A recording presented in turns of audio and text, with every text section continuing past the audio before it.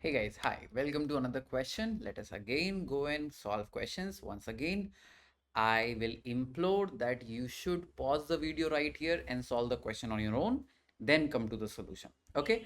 Also, if you need an advanced bank of these questions, you can purchase it from my website, which is shantasonasingh.com. The book is available there. It has around 17 years of IGSO questions, 16 years of, 17 years of IGSO, 16 years of INJSO, and around 10 years of IOQJS questions. So these questions can help you strengthen your concepts at the very depth. Okay, so let's go ahead and try. A dwarf pea plant is treated with hormone gibberellic acid. Now, this requires that you confer with the knowledge that you have acquired in grade 11. Gibberellic acid, if you remember, gibberellic acid is responsible for elongation of the internodes. Elongation of internodes. And this is a very beautiful connection between the gene and the phenotype. How do you think a gene is deciding the length? A gene is coding for an enzyme. The enzyme is perhaps making gibberellic acid, and the effect of gibberellic acid, it is a hormone that asks the internodes for elongation. How do you think human height is determined? Human height, growth hormone, testosterone plays a role.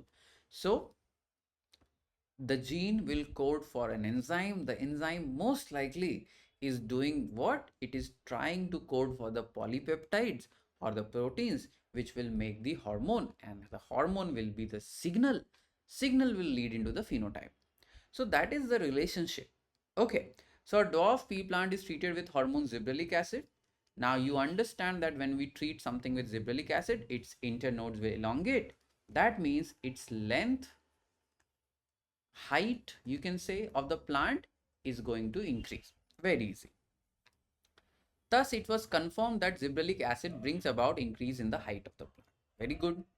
Now, if this plant, so we have a plant that was originally not tall. What it was? It was a dwarf pea plant. Now, how do we write dwarf pea plant? Small t, small t. I'm going to add a star here. Why I'm adding a star? It means it is treated with gibberellic acid. But this is what you need to understand. When you treat some cell with any other substance, it's not modifying its DNA to that extent.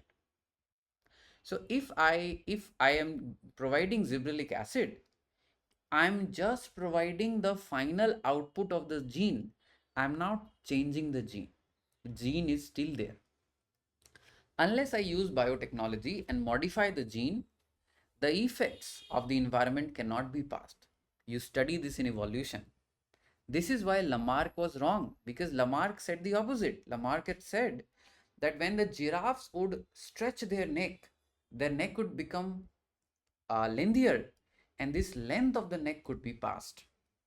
And this was proved wrong. How it was proved wrong? A scientist started cutting the tail of the uh, mice, and still after several generations, every mice had a tail. So when you change the characteristics or the phenotype from the environment, it will not affect the future progeny until the point you change the genes in the gametes. If you change the gene in certain cells, even that also will not affect the gamete. And this is one of the reasons right now the gene therapies that are allowed, they are only allowed on adult cells. They are not allowed on gametes.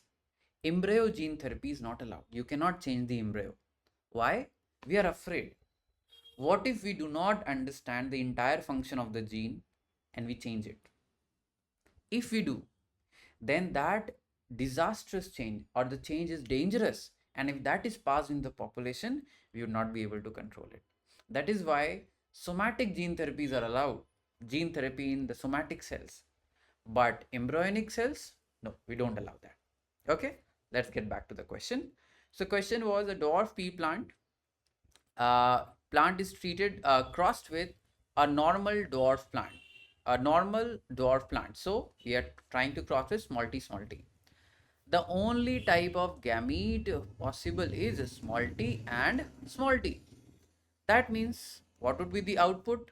All the plants would be small t. So the correct answer would be all dwarf. Don't be thinking that this would turn this plant into tall. The plant would be tall, but the allele would stay small t. Okay. So I hope this question was easy, right? This question simply allowed or wanted you to understand the differences in the gene changes. Cool. Now the other question is also quite interesting. It's about Gimo-Bello.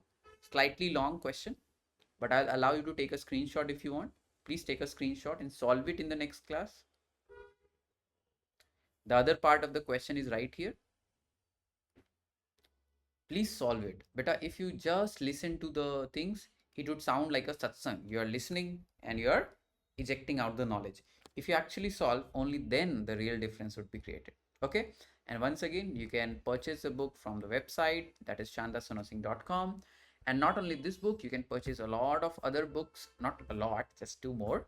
You can purchase other books also from the website. What are the other books that we have? We have NCRT map.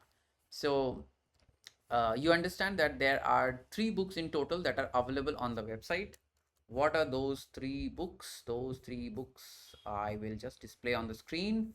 The 3 books that I'm talking about are these 3. So you can purchase NCRT map for grade 11, NCRT map for grade 12, and you can also purchase the black book, right? So these are 3 books available for purchase.